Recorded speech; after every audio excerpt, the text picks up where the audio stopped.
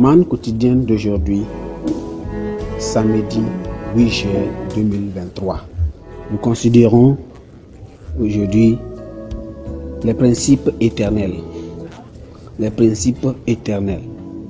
Nous continuons notre thèse de lecture dans Proverbes chapitre 20. Proverbes chapitre 20. Proverbes chapitre 20. Nous allons à partir du verset 16. Proverbes chapitre 20. Proverbes chapitre 20. Nous allons à partir du verset 16. Proverbes chapitre 20.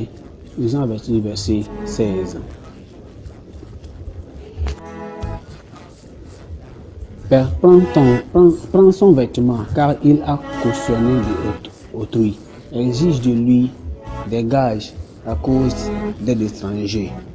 Le pain du mensonge est doux à l'homme, et plus tard, sa bouche est remplie de gravier. Les projets s'affermissent par le conseil. Fais la guerre avec prudence. Celui qui répand la calomnie dévoile les secrets. Ne te mêle pas avec celui qui ouvre ses lèvres. Si quelqu'un maudit son père et sa mère, sa lampe éteindra au milieu des ténèbres.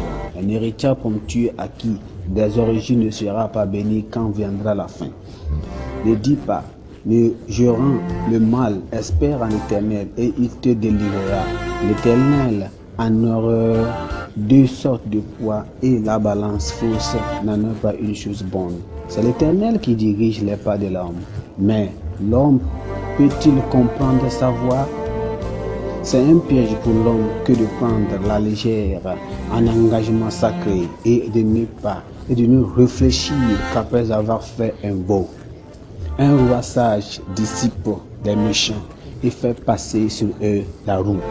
Le souffle de l'homme est une lampe à l'Éternel. Il pénètre jusqu'au fond des entrailles. La bonté et la fidélité gardent le roi et il soutient son trône par la bonté. La force est la gloire des jeunes gens et les cheveux blancs sont l'ornement des vieillards. Les plaies d'une blessure sont un remède pour le méchant. De même, les coups qui pénètrent jusqu'au fond des entrailles. Amen. Notre verset clé de notre texte ici, c'est le verset 24. C'est l'Éternel qui dirige les pas de l'homme, mais l'homme peut-il comprendre sa voie? L'Éternel qui dirige les pas de l'homme, mais l'homme peut-il comprendre sa voie?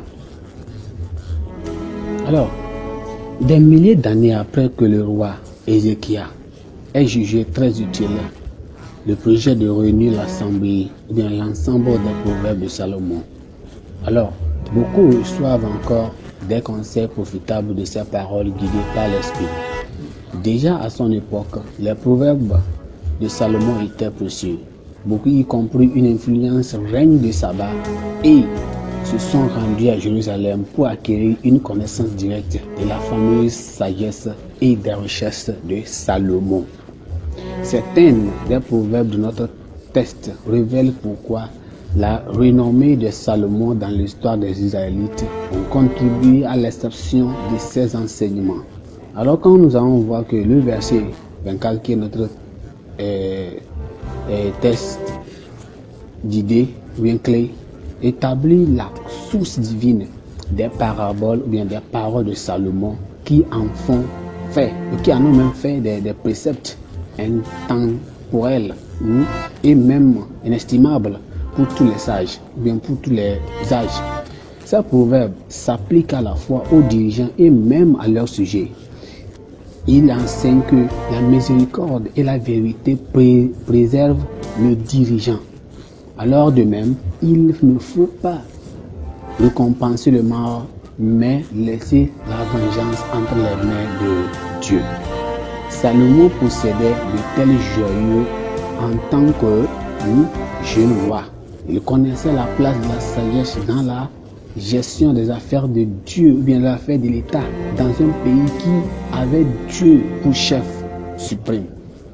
Il n'était pas étonnant qu'il ait plus au Seigneur d'accéder à sa requête lorsqu'il a demandé la sagesse pour lui-même. Alors cependant, nous voyons quoi? Que selon ce que la Bible nous dit, que nous devons savoir que un plus grand que Salomon. Cependant, nous avons quelqu'un qui est plus grand que comment? Salomon, qui a depuis émergé.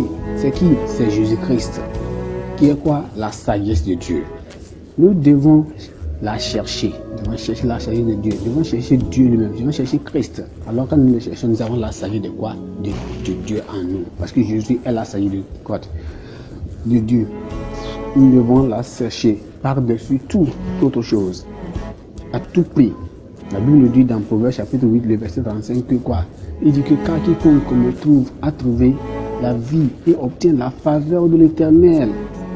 Mais tous ceux qui me haïssent la mort, aiment la mort plutôt. Ceux qui me haïssent, parce qu'ils font quoi? Éloi. Ceux qui me haïssent, ils aiment la mort. Il faut plutôt haïr le mal et aimer Dieu et aimer la vie au nom de Jésus. Que le Seigneur nous aide. Pensez du jour. Dieu accorde la sagesse à ceux qui la recherchent avec diligence pour son œuvre. Dieu accorde la sagesse à ceux qui la recherchent avec diligence pour son œuvre. La Bible en a un nom. Genèse 25 et 24. Genèse 24 et 25. Genèse 24 et 25. Prions. Père, nous te bénissons, nous t'exaltons pour ton amour encore. Oh Seigneur, tu nous aimes tant. Et si tu veux que toujours nous allons marcher avec toi et faire seulement ce que tu veux que nous fassions. Nous prions, Seigneur, donne la grâce à obéir à ta parole lorsqu'elle vient vers nous au nom de Jésus. Nous prions, Seigneur, que tu nous donnes la grâce, la force de pouvoir faire tout ce que tu veux que nous fassions. Qu'à la fin, Seigneur, l'honneur, la gloire soit donnée au nom de Jésus. Merci car tu nous as exaucés. Au nom précieux de Jésus, nous avons prié. Amen.